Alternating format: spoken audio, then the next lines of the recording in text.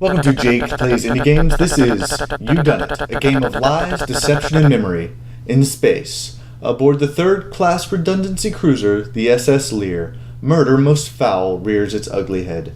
This is a reverse detective game in which you are the murderer, and you're trying to get away with it. And I like this game. It's fun. It was made in 48 hours by QCF Design for the Global Game Jam.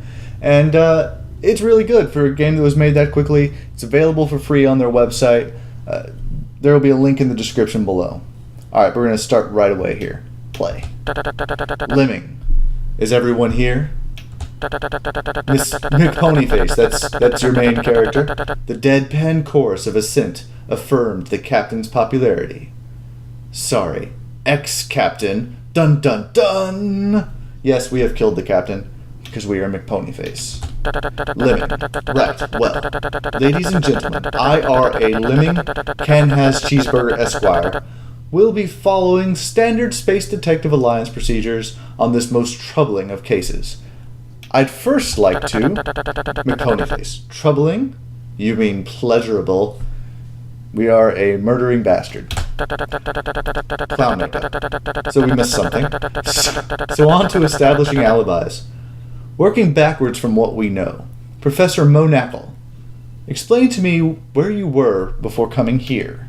Professor Monackle, I was having a discussion with Mr. McPonyface 1 hour earlier. Professor Monackle, can you believe all of these damn posters around the ship reminding us that you can use the arrow keys to move around? As if these bloody objective markers weren't blatant enough. Yes, the game feels the need to tell us this. What? Well, I'd better get moving. They're sending an SDA representative to figure out what's going on. Bye. Giant smiley face. Alright, I'm in the room. That's Professor Monackle. As I made my way to the meeting point, I moved past some of the hiding places that had served me so well earlier. I no longer needed to remain unseen by the crew. My business was done.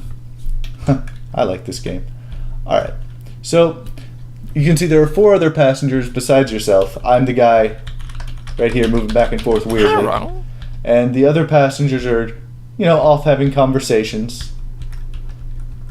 I'm going to move past the cat and over to my objective here. And it's going to be our objective, ultimately in this game, to fool the detective into thinking someone else committed this heinous murder. We'll find out things like motive later, I suppose. I noted another of the ship's insufferable help signs on the wall. It was cheerfully instructing me to press space to interact with room elements. To this day, I still have no idea who writes these messages or what the hell they mean. They torment my dreams. Alright, I'm going to press space. And then I greeted all of you. Now, having already recovered the murder weapon, all that remains is to establish each of your whereabouts over the past few eventful hours. Specifically, I want to know who among you were together during certain key situations. Miss Notaman, tell me, where were you just after the depressurization scare? 2 hours earlier. Having laid the last of my plans and made it difficult for others to establish their alibis, I needed to secure my own. I decided to meet up with Professor Monackle. Alright, but first I had to disappear, like a sandwich at a diet camp, without being seen, sneakily. Thank you for adding the word sneakily. Alright, so I have to go up to the objective without being noticed by anyone, because if I talk to people, well, I'll talk to someone. I'm cool with that. I don't need to talk to Professor yet. But if I talk to people, I'd better wait here for the Professor. It gives me, Morning, Miss Ponyface. First time I've seen you in ages. Funny considering how small this ship is. Yes, quite. I need to make sure that I don't let on that I observed them without their knowledge. Alright, so now if I see this guy, I can't ever observe him or let him know that I'm hiding, I believe. But But let's see what happens if I run into this guy down here and how it makes the rest of the game harder for me. Hello again, Mr. McPonyface. Do you have some time to talk about model aeroplanes now? Yeah. Huge fan of the things. Let's converse on their nature. So now, after a conversation, a long conversation, how refreshing. Thank you for your insights. I need to recall this conversation starting earlier. So now I have to prove to the detective that I know about model airplanes and that I've talked to this guy earlier than at this time. So let's go back up. I'm not going to win now. Is that my coat you're wearing? Yes, I found it lying about. Thank you for bringing it to me. Quite chill. Quite a chill building up here. I must remember to tell the detective where I originally found the coat. So now I'm going to have to search out this coat in earlier missions. Not later missions. So now I'm going to wait for the professor up here. I think I just go back. Yeah, this progresses time. Professor's here. Living. Oh, yes. Yes, I see. And are you all aware of the Outer Space Treaty of Interspace Space Spacing and False Alarms? Angry face. Mr. Nice Beard, take us from the fire right until the depressurization alarm. Were you with anyone else when it went off? So, I think I'm setting off the depressurization alarm now, 3 hours earlier. Having just destroyed the only evidence of my nefarious activations. I said it. Like an avocado in a burning hailstorm. I'm going to butcher this. I now needed to inspire panic and separate the crew from that alibi thing. But how? Alright, so one thing I've got to do is talk to that guy I talked to earlier. And I forget who it was. Another thing I have to do is find this coat. So, I found the coat. Wow, this is a truly most splendid coat in all the lands. Who would leave such a magnificent coat lying around? Well, it's mine now, isn't it? Alright.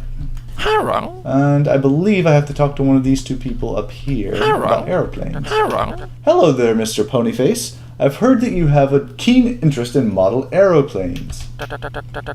Indeed I do, but I am currently engaged in some business that takes me elsewhere.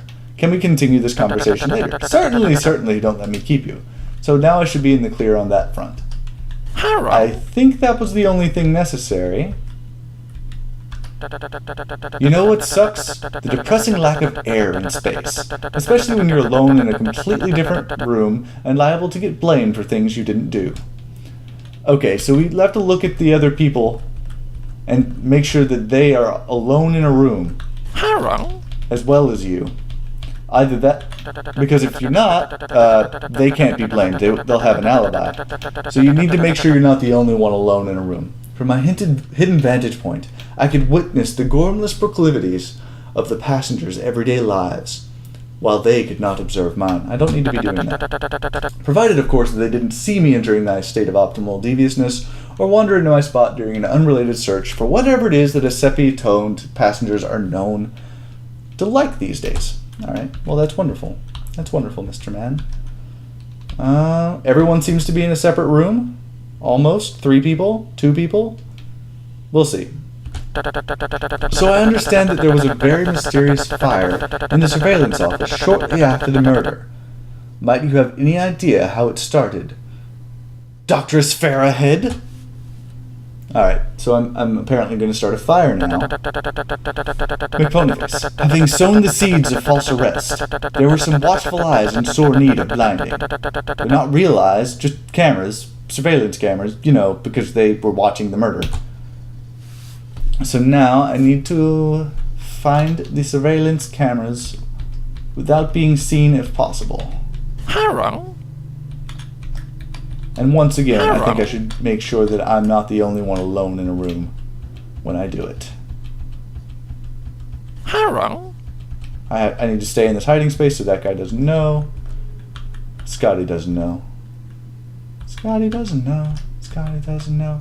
I like that movie. Was that Euro Trip? Alright. Couple people still alone in rooms. Before the system went up in flames, I needed to make sure that the recipient of my gift could be implicated in this as well. If anybody was alone in the ship when I triggered the fire, they would be devoid of an alibi and remain a potential suspect. It looks like Mr. Monacle can take absolute blame. Righto. So it seems Miss Beard and Mr. Not a Man have valid alibis during time of fire. Lemming had fallen silent, clearly preparing to reveal my master stroke to the world. His beady optical sensors roved over us, and he said, Lemming, I said to myself, why haven't you resolved this dead captain thing yet? After all, we found the murder weapon. It belonged to 5 hours earlier. The bastard had it coming. He stole my bread stapler.